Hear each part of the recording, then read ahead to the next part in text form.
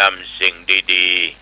ๆคือเกิดแก่จิตแก่ใจเพื่อเป็นสิริมงคลต่อชีวิตของพวกเขาต่อไปก็ไหว้พระไหว้พระพระรัตนตรัยอรหังสัมมาสัมพุทโธภควาพระผู้มีพระภาคเจ้าเป็นพระอรหันต์ดับเพลิงกิเลสเพลิงทุกข์สิ้นเชิงตรัสรู้ชอบได้โดยพระองค์เองพุทธังภวันตังอภิวาเทมิข้าพเจ้าอภิวาทพระผู้มีพระภาคเจ้าผู้รู้ผู้ตื่นผู้เบิกบานกราบพระพุทธสวากขาโตภควตาธัมโมพระธรรมเป็นธรรมที่พระผู้มีพระภาคเจ้าตรัสไว้ดีแล้วธัมมังนัมสสามิข้าพเจ้านมัสการพระธรรมกราบพระธรรม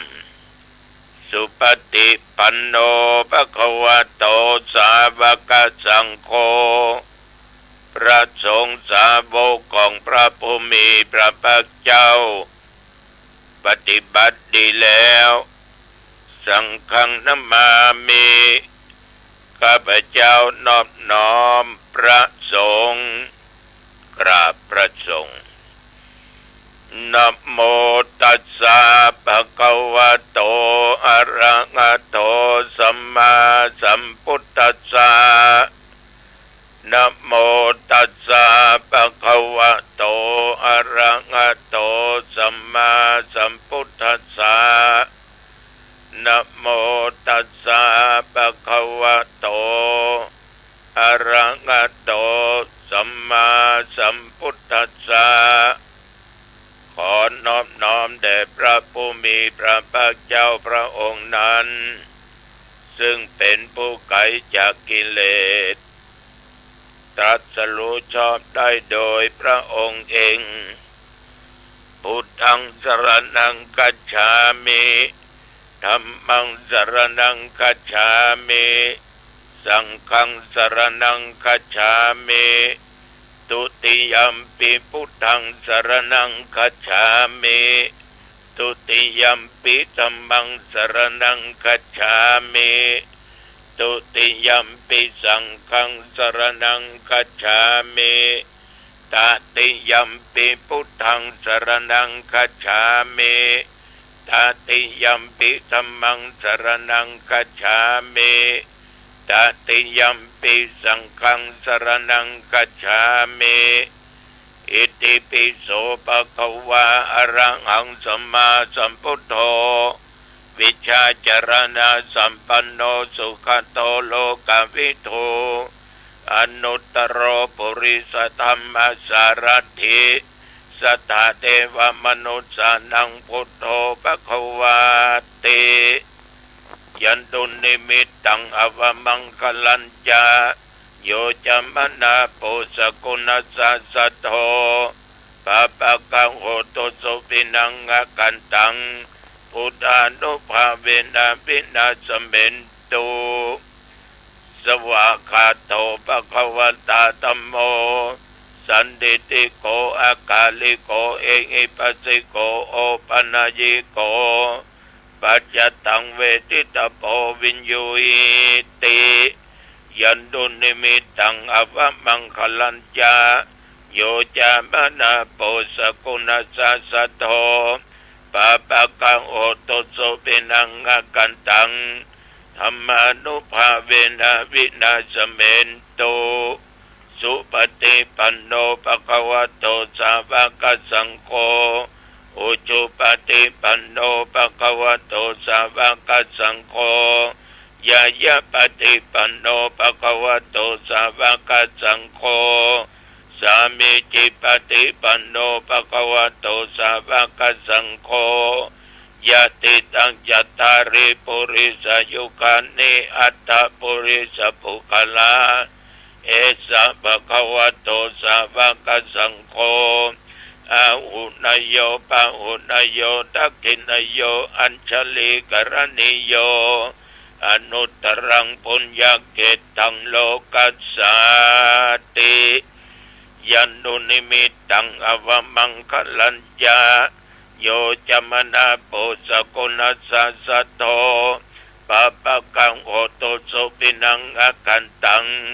สังฆานุภาเวนะวินาสเมนโตวิปัสสิสานามัตโตจักขุมันตัสสะสิริมัตโตสิกิสะปินามัตโตสัพพะปุตตานุกัมปิโนเวสะโพสะนามัตโตนังหัตถกัสสะตาปัสสิโนนามัตโตกะกุสันตัสสะมาระเสนะปะมัตติโนโกนากัมมันัสสะนามัตโตปะมนัสสะวุสิมัตโตกัสสะปัสสะนามัตโตวิปมุตตัสสะสัพพะเทอังคิรัสสะนามัตโตสักกายพุทธัสสะสิริมัตโตโยอิมังธัมมะเตเสสิสัพพะทุกขปันโนทนังเยจะปินิพุตตาโลเกยะตาพุทธังวิปัสสิสุง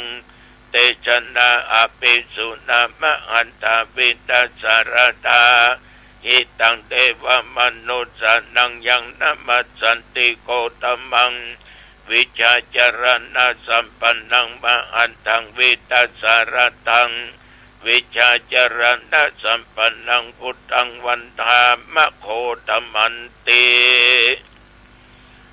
ยะโตอังภาคินิอริยยาชาติยาชาโตนาปิชานามิสัญจิจาปนังชีวิตาโวโรเบตาเตนะสัจเจนะโสติเตโอตุโสติกัปปะสะโอชังโคสติสังฆโตธัมมนังวิจโยตถาวิริยัมปิติปัสสติโพชังคาจัตตาปะเรสัมมาทุเปขะโพชังคาสติเตสัพพทักษินามุนินาสัมปตะขาตาปเวทาปอุลิกตาสังวัตันติอภิญญายานิพพานายาจะโพธิยาเอเตนะสัจจวัชเชนะโสติเตโอตุสัพพทาเอกัสสมิงสัมมาเยนะโตโมคคัลลานัจจกัสสปังกิลาเนตุกิเตติสวะโพชังเกสตะเทสัญเยเตจัตตังอภินันติตวโรกามุจิงสุตังคะเนเอเตนะสัจจวัชเชนะโสติเตโอตุสัพพทาเอกทาธรรมราชาปิเกลัญเยนะปิปิริโตจุนดาเทเรนะตัญเยวะพนาเปตวานาสัทรังสัมโมทิตวาจะอาปตาธรรมวุฒาสิธานาโสเอเตนะสัจจวัชเชนะโสติเตโอตุสัพพทาปะอินาเตจังอาปตาตินันนัมปิมะเอสินังมัคคะอัตตกิเลสวะปัตตานุปติธรรมตังเอเตนะสัจจวัชเชนะโสติเตโอตุสัพพทาสกัตตัวปุตตะรัตนังโอสตังโอตัมมังวรังอิตังเทวมนุสสานังบุตตเตเชนะโสตินานัสสันตุปัตตวาสเปตุกขาวุปัสสเมนตุเตสกัตตัวธรรมรัตนังโอสตังโอตัมมังวรัง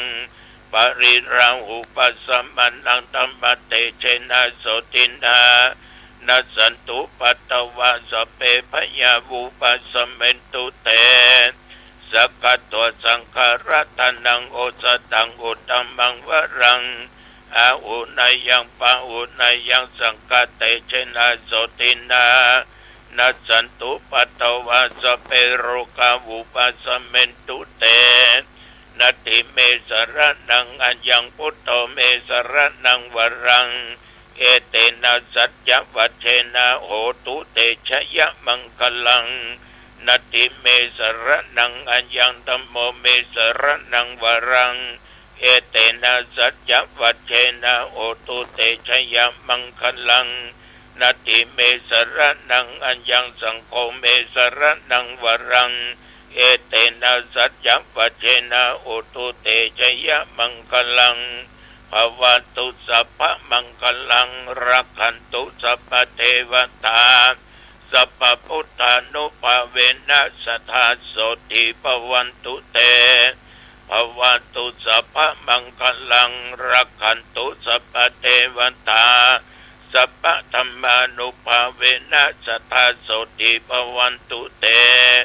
ภวันตุสัพพะมังคลังรักขันตุสัพพะเทวตาสัพพะสังฆานุภาเวนะสัทธาโสติภวันตุเตโดยบทพุทธานุภาพธรรมานุภาพสังฆานุภาพบทสาธยายมนต์อันศักดิ์สิทธิ์โดยจิตอันตั้งมั่นอาตมภาพก็ขออำนวยอวยพรญาติโยมท่านผู้ฟังทั้งหลายทุกเพศทุกวัยเท่าแก่หนุ่มกำจะยิ่งและตลอดตนจนข้าพเจ้าแม่นว่าตรงโรกาเปียธิเป็นโรคอันร้ายอันนักหนาปาปานว่าเกิดขึ้นภายนอกภายในสรีระร่างกายขอคุณแห่งพระศรีรัตนตรัยคือพระพุทธพระธรรมพระสงฆ์อันศักดิ์สิทธิ์นี้จงกำจัดยังโรกาเปียธิโรคภัยไข้เจ็บทั้งหลายที่เกิดมานั้นคืออันตรธานหายไปและที่จะเกิดมาไปหน้าอย่าได้มาใกล้และอย่าได้มาไกลมีสุขภาพกายใจและแข็งแรงประกอบไปด้วยโชคปีเดือนวันอายุปีอายุเดือนอายุวันอายุยามแม่นบักข้าพเจ้าและญาติโยมท่านทั้งหลายเดินทางไปเหนือใต้ตกออกว่าไกลว่าใกล้ทิศไหนก็ตามก็ขอให้แคล้วคลาดจากภัยพิบัติอันตรายอุปัฏฐวะกังวลอย่าได้เกิดมีไปก็ให้มีโชคมีใจกลับมาก็มีชัยมีโชคมีสติและปัญญาบัดตั้งตัวตั้งตนอยู่ในความประมาทจำเริญไว้ด้วยกิจการงานหน้าที่จำเริญไว้ด้วยอายุวันนะสุขะพละเหมือนกันจุผู้จุคนเจริญพรกรมอุตุได้ประกาศบอกตักเตือนว่าฟ้าฝนนั้นถึงจะบ่ค่อยมีระยะนี้ทางภาคเหนือเฮาแต่ก็บ่ดีควรประมาทเน้อยมดูข่าวสังเกตดูพี่น้องแถวภาคกลางสิงห์บุรีปทุมตลอดจนอยุธยาพี่น้องภาคใต้จังหวัดสงขลาหาดใหญ่สตูลหลายจังหวัดน้ำท่วมจนมิดหลังคาน้ำนักหนาปาปานนำความเดือดร้อนเกิดขึ้นแก่ญาติแก่โยมที่อยู่แถวนั้นน้ำมีมากก็อันตรายขาดแคลนน้ำก็อันตรายเพราะน้ำเป็นปัจจัยที่ทุกคนต้องดื่มต้องใช้บ่ว่าใจอาบใจกินใจยะกินยะว่าใจทำสวนเกษตรต่าง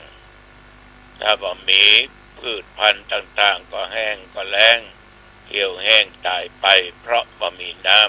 ำร่างกายเฮาถ้าขาดธาตุน้ำก็อยู่บ่ได้ถ้ามีนักลำไปก็อันตราย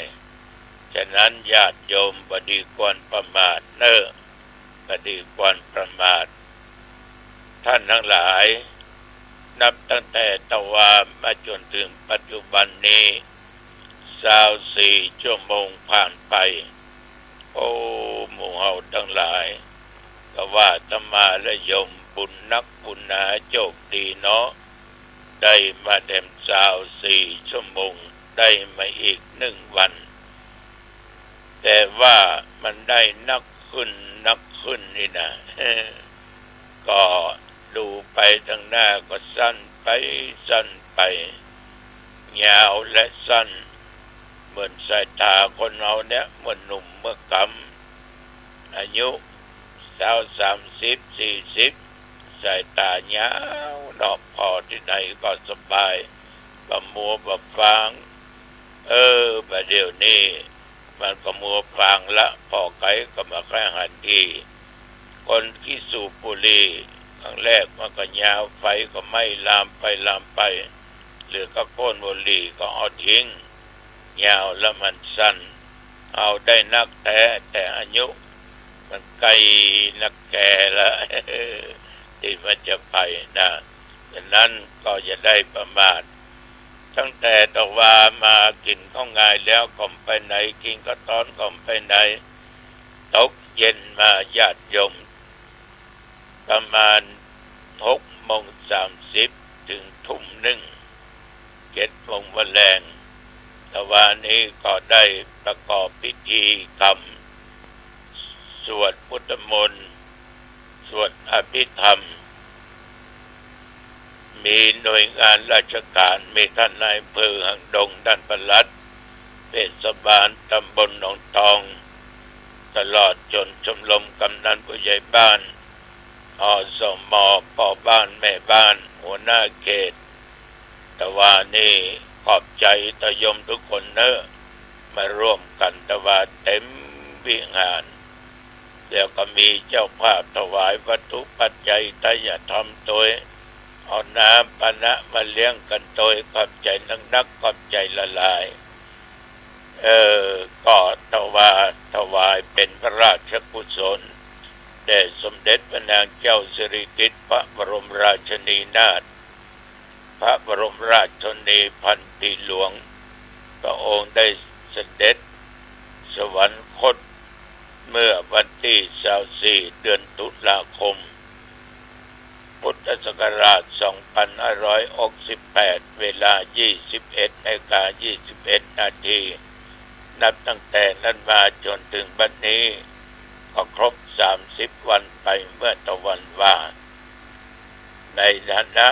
เป็นพระสงฆ์นิกรอยู่บนพื้นแผ่นดินไทยเอามีสถาบันชาติศาสนาพระมหากษัตริย์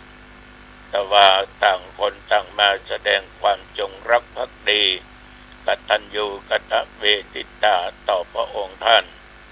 ได้กระทำบุญถวายเป็นพระราชกุศลต่อตนตัวของพระองค์ท่าน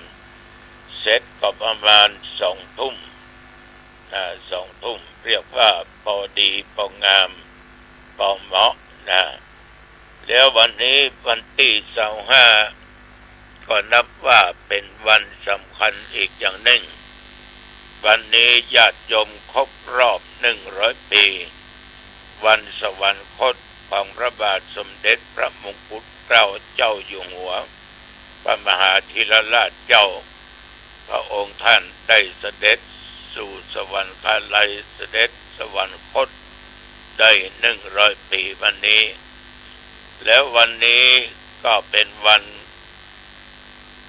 คล้ายวันประสูติครบ100 ปี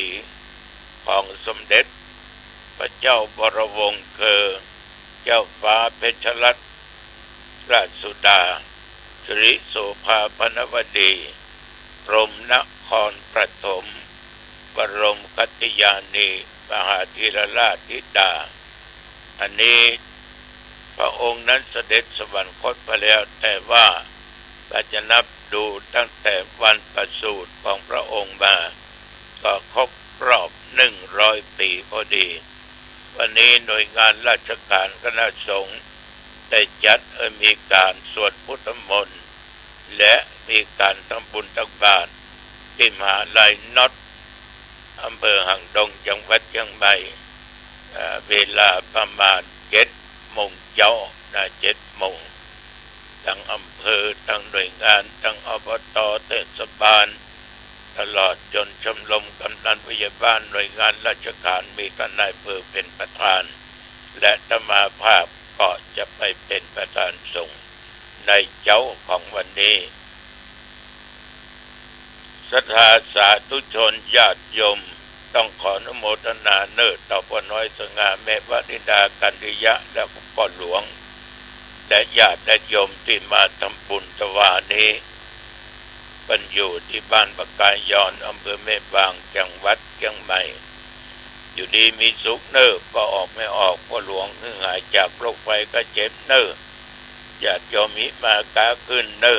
จำเริญด้วยลาภยศสุขสรรเสริญแต่ว่าก็ได้บวชเน้นซึ่งก็เป็นคนประเทศสหรัฐชื่อเล่นว่าเคเคเคเคเซเว่นอย่างนี้เซเว่นเนี่ยผู้ยากก็บอกเนาะแต่บวชเป็นเน้นมาได้ก็ไปบวชที่สถานที่ศึกษาธรรมปฏิบัติธรรมบวชไปเรียบร้อยละก็จะอยู่สักประมาณ5 วันถึง7 วันก็ลาสิกขาละเราก็จะไปต่างประเทศนะก็ดีแต่ว่านี่แม่เป็นผู้ภาษาอังกฤษเก่งแต่มาเป็นอุปชาว่าไปแม่ก็แปลลูกคนฟังไปโดยพูดถึงคุณแห่งพระพุทธพระธรรมพระสงฆ์คุณพ่อคุณแม่เนาะบุญกุศลที่ได้มาบวชเพราะอย่างอันอย่างนี้บวชแล้วต้องมีพระวินัยต้องปฏิบัติตามศีลอยู่ตามธรรมนะแม่ก็แปลให้ลูกเพิ่นฟังตัวเองแต่ว่าก็ดีนะเป็นอุปชาแต่โยมแม่เพิ่นก็แปลจากอังกฤษมาจากภาษาไทยเป็นภาษาอังกฤษให้ลูกเพิ่นตัวเจ้าธรรมาที่จะสอนวิปัสสนาก็พอรู้ภาษาอังกฤษนะพอจบมาเอกภาษาอังกฤษฉะนั้นก็เลยมอบท่านมหาละจังเนี่ยดูแลสอนวิปัสสนากรรมฐานนะก็ดีเพิ่นเข้ามาบวชนี่ก็นับว่าเป็นสิ่งที่ดีสิ่งที่งามต่อพุทธศาสนาก็เป็นเจ้าพุทธนะเพิ่นเป็นพุทธของเราละนะอันนี้ก็นับว่าเป็นสิ่งที่ดีสาธุชนญาติโยมท่านผู้ฟังทั้งหลายวันคืนล่วงไปคนเราทั้งหลายต่างกับบ่ายหน้าเดินไปทางหน้าเดินไปที่ไหนเดินไปหาความตายมากันทุกท่านทุกคนเหมือนคืนนี้นี่คืนวันที่27เนี่ยคืนวันที่27นี่ปะกันที่บ้านแม่กุ้งน้อยเนอะอำเภอสันปะตองเชียงใหม่นะเวลา 8 โมงเมื่อคืนแม่ของเจ๊อ้อยขอแสดงความเสียใจตัวเนอะเจ๊อ้อยเนอะมันอย่างตุลุงว่านะคนเฮาเนี่ยบอกว่าเปิ้นบอกว่าตัวบอกว่าชั่วบอกว่าดีจะมีฐานะยากจนฐานะร่ำรวยมั่งคั่งจะมียศถาบรรดาศักดิ์อยู่ในตำแหน่งอย่างใดก็ตามว่าเป็นคฤหัสถ์ว่าเป็นนักบวชเนาะเดินไปทางหน้าติ๊กบ่ายหน้าไปติ๊กมันถึงถอยหลังแล้วก็บ่ายหน้าเข้าสู่มรณะคือความตายเหมือนกันทุกคนฉะนั้นท่านทั้งหลายในฐานะที่เราทุกคนนั่นแหละเมื่อมีบุญมีอย่างได้มาเกิดเป็นมนุษย์เป็นคนในโลกนี้พอมาพิจารณาดูดีๆนะร่างกายของคนเราเนี่ยมันเป็นแก่นเป็นสารนะเว้ยมันเป็นแก่นมาเป็นสารมันบ่สามารถจะอยู่นานได้มื่นได้เพิ่นอุปมาประไมยเหมือนกับสายฟ้าที่มันแมบนั่นนะแมบนี่นะแสงจ้าหายแสบนี่นะฉะนั้นญาติโยมมันเป็นอย่างนั้นมันบ่เที่ยงแท้แน่นอนมันบ่มีอันใดเป็นแก่นเป็นสารก็เหมือนสายฟ้าที่มันแมบมันนั่นนะก็เดี๋ยวมันก็หายเดี๋ยวก็หายฉะนั้นสัตว์โลกทั้งหลายเนี่ยเพราะว่าโยมบ้างอาตมาภาพนะใครก็ตามเถอะถูกมัจจุราชเนี่ยคอยกันนำอยู่ตลอดเวลา ถูกมัจจุราชนี่คอยกันนำอยู่ตลอดเวลานะก็คือถูกความเฒ่าความแก่ความชราเนี่ยล้อมตัวเฮาประชิดตัวเฮาไว้แล้วญาติโยมอย่างที่เฮามาจัดรายการปกิณกะธรรมะและโยมก็นั่งฟังเนี่ยความชราก็จะผ่านไปเกือบ30 นาทีละแก่ทุกลมหายใจเข้าหายใจออกมันผ่านไปนะมันประชิดติดตัวเฮาเลยนะญาติโยมฉะนั้นว่าละอ่อนว่าคนใหญ่ว่าหญิงว่าชายเนอะทุกคนบอกว่าจะเป็นคนมีปัญญาแจ่มใสฉลาดเป็นคนโง่คนเขาทั้งคนมีคนจนคนเก่งใจอย่างใดล้วนทุกคนนะมีความตายมันดักอยู่ตั้งหน้ากองอยู่ตั้งหน้าเหมือนกันทุกท่านทุกคนฉะนั้นก็บ่ดีควรตั้งอยู่ในความประมาทเนอะรีบสร้างคุณงามความดีมีพระพุทโธพระธัมโมพระสังโฆอยู่ในจิตในใจเนอะญาติโยมเนอะเอาละวันนี้อุจาไปมาเป็นเวลาเป่าสมควรอายุวันโนสุขังพลังพบกันใหม่โอกาสหน้าเจริญพรสวัสดีครับท่านผู้ฟังที่เคารพธรรมจาระวันนี้ผม